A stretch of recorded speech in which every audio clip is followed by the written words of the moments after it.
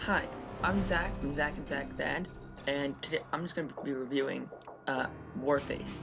It's a game on PC, Xbox, PS4, and Switch, on all those, made by Crytek and CryEngine, which I'm pretty sure are the same thing. It's a cool. I have it on Switch. It's a neat free game. It's a neat little replacement for Call of Duty on the Switch. So if you're looking for a Call of Duty type game, then this is a good game for you on the Switch.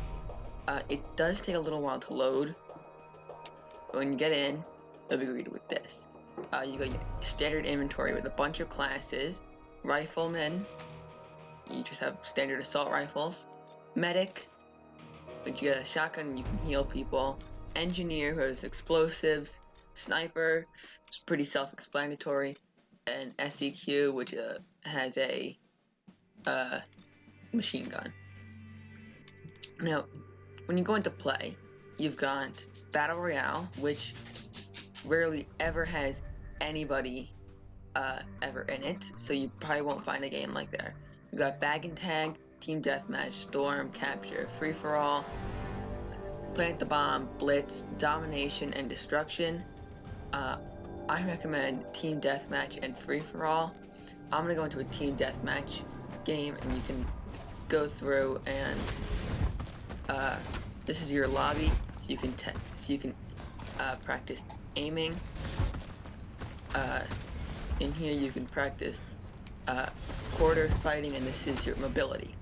So I'm gonna be highlighting some of the problems I have with this game, as well as some of the pros of this game. So airbase, I've never actually played on this map, but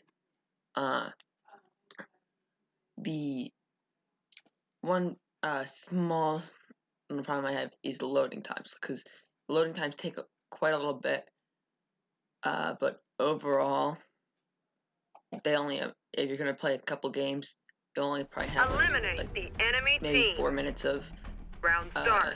loading.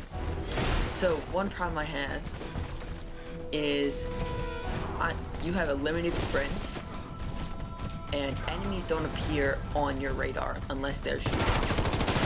See? On my radar. They appear on my radar. They're shooting. And you can never hear when they're coming up behind you. You can't hear their footsteps. That's one problem I have. But there are some cool features, like being able to change your attachments mid-game. So, I can't take this off right now, but you can take off your attachments and put them back on mid-game. Another problem is this game was clearly built for, not built for Switch, because you've got a bunch of Joy-Con drifts, and the thumbsticks of Joy-Con controllers weren't really meant to be pressed down to sprint this much, so it's a bit irritating because you constantly have to keep flicking it. However, there are a bunch of pros. Fun classes, the ways you can kill people. There are a bunch of different weapons. Personally, I use the Daewoo K3 on the assault class because it's such a fun weapon to use. And there's no team killing, so you don't have to worry about getting shot by your teammates, which is another fun thing. There's a lot of areas where you just don't think you should be dying to. But, this is just Team Deathmatch. It goes to 150 kills, but you have a timer. Which is cool. I just think it should go on until you get to the kills, not have a set timer like 10 minutes, because a lot of these maps don't seem to be very Team Deathmatch or maps. They seem more like just shoot shooting. Now, I'm gonna show you what free-for-all is like, because I have quite a few more problems with free-for-all. Team deathmatch is pretty much the go-to one if you're gonna play, because it's a standard team deathmatch. Everybody knows how to play it, but the different classes makes it a lot more fun. So like in Call of Duty, you have different specialists. This is like you have different classes. So free-for-all is a bit of a different story.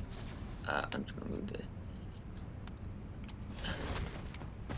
When you play free-for-all, you'll start to notice some in a real combat situation, everyone's shooting at us, even our own men. Mess ups. Like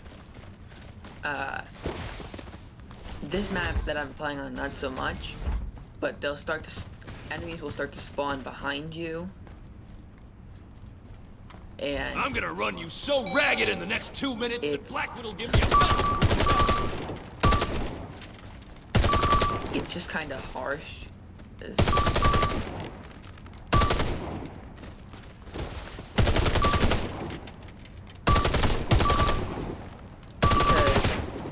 you could just be on a kill streak and then somebody will spawn behind you and immediately kill you within like 2 seconds, because some of the guns are extremely overpowered and unbalanced, like the medic's gun, the Keltec shotgun, which just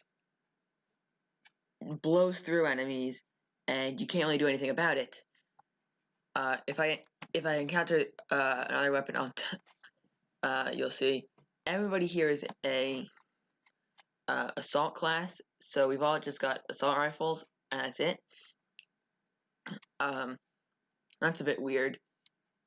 I don't recommend ever using anything but that class really on free-for-all maps though. Free-for-all.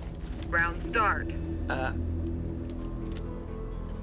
So see, I can switch between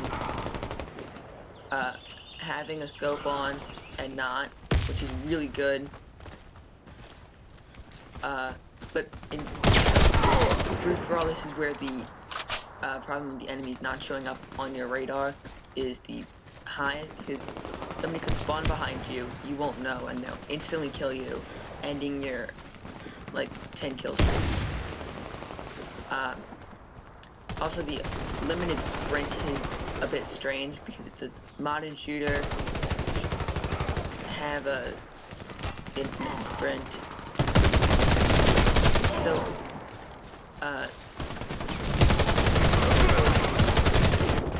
see, this guy was just right behind me. I couldn't see him. This is one of the problems because it's such a fast game. I don't have time to react to people appearing behind me and in front of me. So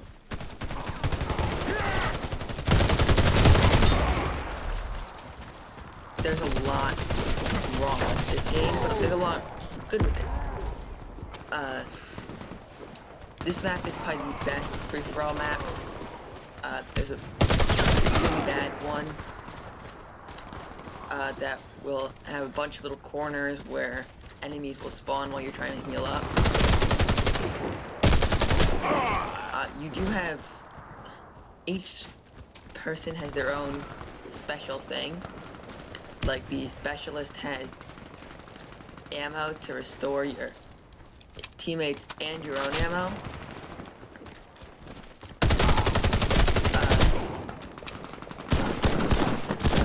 You do have 2 weapons, and the one I'm using here, the Colt Python Elite, is probably one of the best pistols in the game.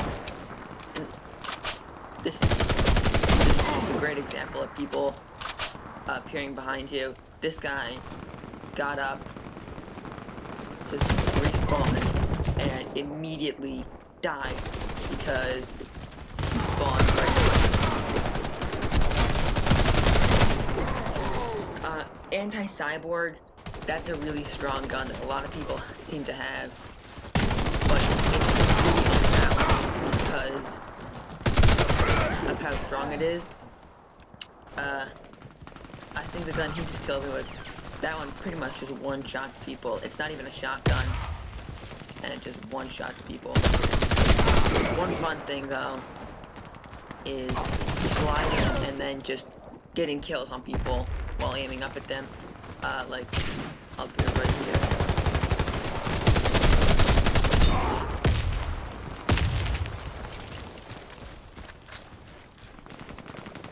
You can shoot through walls, but it's extremely hard and it doesn't work half the time. If you're gonna play this on Switch, I recommend having a Joy-Con Joy-Cons that aren't from the Joy-Con drift, or using the Pro controller. I use 2 Joy-Cons because I find it easier. It changes from an Xbox controller. It's not exactly like it. And there's a lot of lag in this game too, but you kill it pretty fast.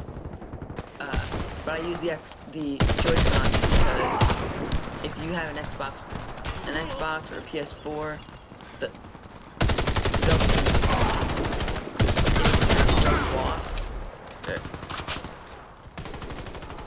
well, personally, so it's me off whenever I play Xbox and Switch, because on Xbox controller, I know where the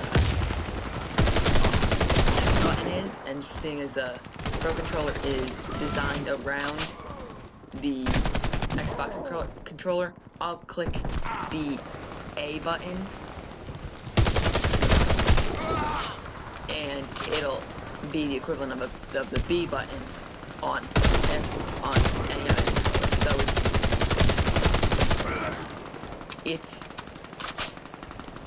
that's why I recommend using Joy-Con, because they don't feel like Xbox controllers or PS4 controllers. And when you go back to another one,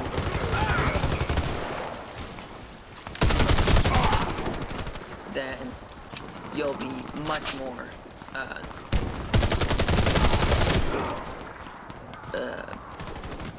you'll feel much more like it's a whole nother controller instead of, oh, I'm just playing on a different console now.